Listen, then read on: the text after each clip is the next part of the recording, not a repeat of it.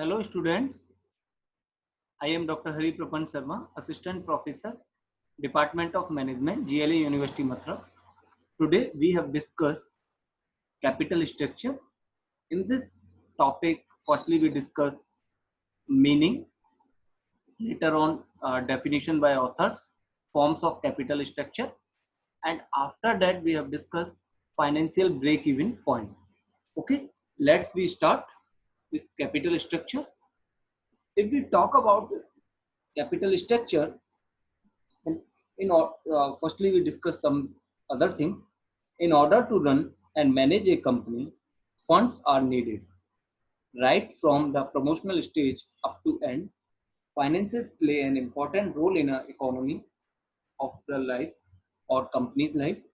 If funds are inadequate, the business suffers, and if the funds are not properly managed, the entire organization suffers.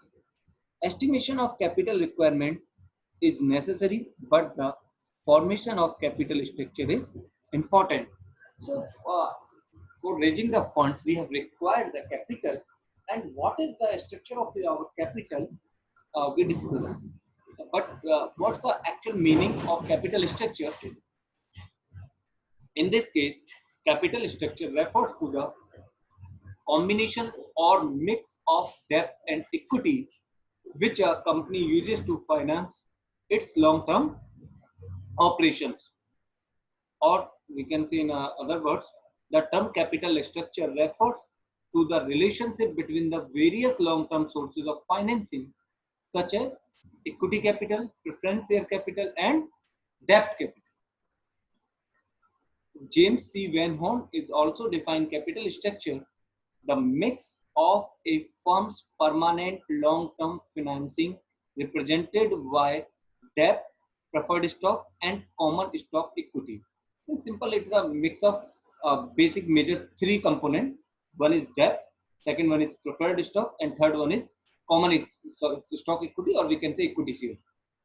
Prasanna Chandra says the composition of a firm's financing consists of equity, preference, and debt. That is called capital structure. So, by all these definitions, we simply say capital structure is made up of debt and equity securities and refers to permanent financing of a firm.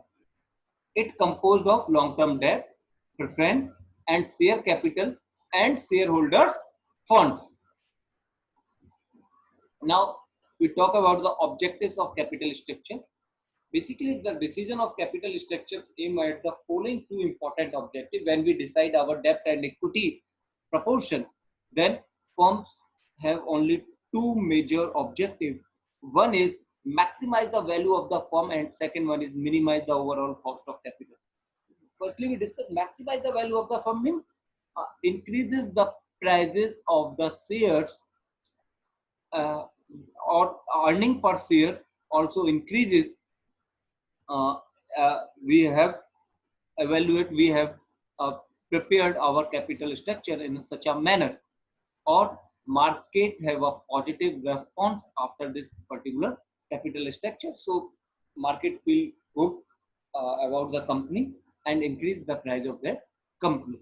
Second one is our focus is minimize our overall cost of capital. We discussed in our previous classes or videos our overall cost of capital, in the sense weighted average cost of capital. So when we go to the new capital structure, new equities, new uh, requirements of the firm, then we go to that structure where our cost of capital will be minimized. Now we discuss forms of capital structure. In case of forms of capital structure, we have only four kinds of firms uh, where we decide our capital structure.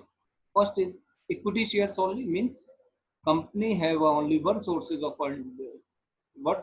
capital, that is equity share. Totally 100% capital earned by the equity shareholders. Second is equity and preference shares. You raise fund from the equity shareholders or preference shareholders. It means you just issue your equity share or preference share. Third one is equity and debentures only. You go to the equity shares or you go to the debt or via debenture. Fourth one is that is mostly commonly used. That is a combination of equity, preference share, and debentures. So, what's our best or optimum capital structure in a mix of equity share, preference share, and debentures? Before go to the detailed study of capital structure, firstly we discuss what is the financial break-even point. You have studied the accounting break-even point, where we firm have a no profit and no loss condition in case of operating profit. But when we can talk about the financial break-even point, is a point defining the level before EBIT at which the earning per share of a company is equal to zero.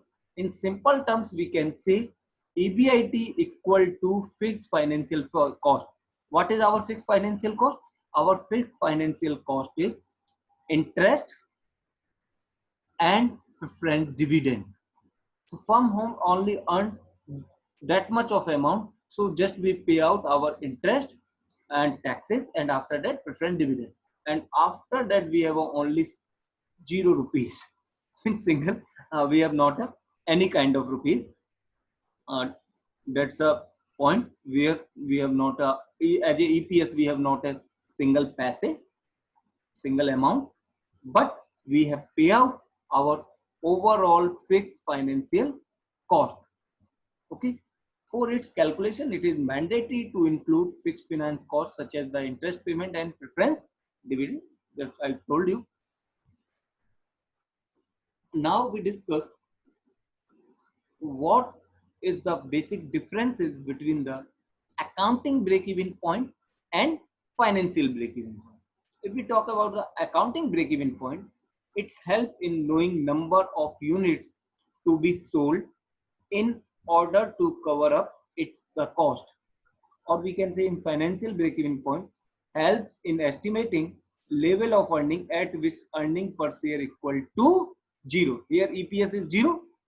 Here EBIT is zero. In case of accounting break-even point, EBIT is zero. In case of financial break-even point, earning per share is zero. It requires fixed cost per unit and variable cost for calculation purpose. In case of accounting break-even point, financial break-even point, EBIT is taken as a earning for the purpose of its calculation. What's the formula of break-even point in case of accounting? Total fixed cost upon price per unit minus variable cost. Fixed cost upon sales minus variable cost. That's the formula of accounting break-even point. What is the financial break-even point is? That is a preference dividend upon 1 minus tax rate plus interest expenditures. Accounting break-even point helps us zero operating margin, and financial break-even point helps in calculation of zero net income. Uh, Thank you in this video for listen carefully. In the next video, we have discussed some numerical of financial break-even point, how we calculate our financial break-even point. Thank you once again to all of you. Listen carefully. Thank you.